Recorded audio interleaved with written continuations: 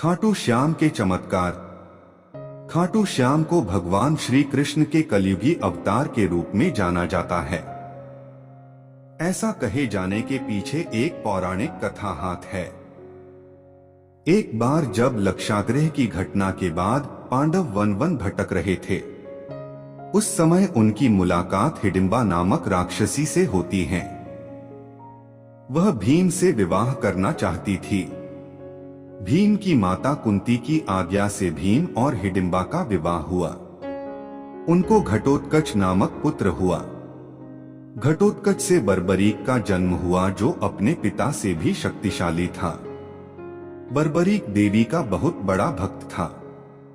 देवी के वरदान से बर्बरीक को 3 दिव्य बाण की प्राप्ति हुई, जो बाण अपने लक्ष्य को भेद कर वापस लौट आते थे। इस वजह से वह अजेय हो गया। महाभारत के युद्ध के दौरान बर्बरीक युद्ध देखने के लिए कुरुक्षेत्र जा रहा था। श्री कृष्ण जानते थे कि अगर बर्बरीक इस युद्ध में शामिल हो गया तो युद्ध का परिणाम पांडवों के विरुद्ध में होगा। बर्बरीक को रोकने के लिए श्री कृष्ण ने ब्राह्मण का रूप लिया और पूछा कि तुम कौन हो और कुरुक्षेत्र क्यों जा रहे हो। श्री कृष्ण को जवाब देते हुए बर्बरीक ने कहा कि वह एक दानी योद्धा है और एक बाण से महाभारत के युद्ध का निर्णय कर सकता है। श्री कृष्ण ने उसकी परीक्षा लेनी चाहिए, तो उसके एक बाण से पीपल के पेड़ के सारे पत्ते छेद हो गए, लेकिन एक पत्ता श्री कृष्ण के पैर के नीचे था। इस वजह से बाण पैर पर ही ठहर गया। श्री कृष्ण समझ गए थे कि अगर यह युद्ध में शामिल हुआ तो परिणाम पांडवों के विरुद्ध में होगा।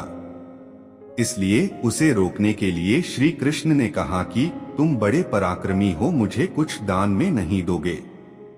तब बर्बरीक ने मांगने को कहा तो श्री कृष्ण ने उसका शीश दान में मांगा।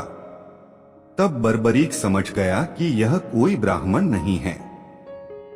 तब उसने श्री कृष्ण से वास्तविक परिचय देने को कहा।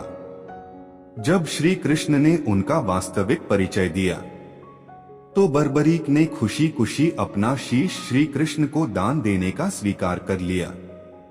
उसके बाद फाल्गुन शुक्ल द्वादशी को अपना शीश श्री कृष्ण को दान किया। शीश दान करने से पहले बर्बरीक ने युद्ध देखने की इच्छा जताई, तो श्री कृष्ण ने उसके कटे हुए शीश को युद्ध अवलोकन के लिए ऊंचे स्थान पर स्थापित कर दिया। युद्ध जीतने के बाद पांडव विजय का श्रेय लेने के लिए वाद विवाद कर रहे थे। तब श्री कृष्ण ने कहा कि इसका निर्णय बर्बरीक का कटा हुआ शीश करेगा। तब बर्बरीक के कटे हुए शीश ने बताया कि युद्ध में श्री कृष्ण का सुदर्शन चक्र चल रहा था। इस वजह से कटे हुए वृक्ष की तरह योद्धा रणभूमि में गिर रहे थे और द्रौपदी महाकाली के रूप में योद्धाओं का रक्तपान कर रही थी। और इससे खुश होकर श्री कृष्ण ने बर्बरीक के कटे हुए शीश को वरदान दिया कि तुम कलयुग में मेरे श्याम नाम से पूजे जाओगे।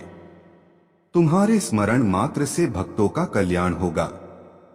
स्वप्न दर्शनोपरांत से बाबा श्याम खाटू धाम में स्थित श्याम कुंड में प्रकट हुए। सन 1777 से आज दिन तक बाबा श्याम भक्तों की मनोकामना पूर्ण कर रहे हैं।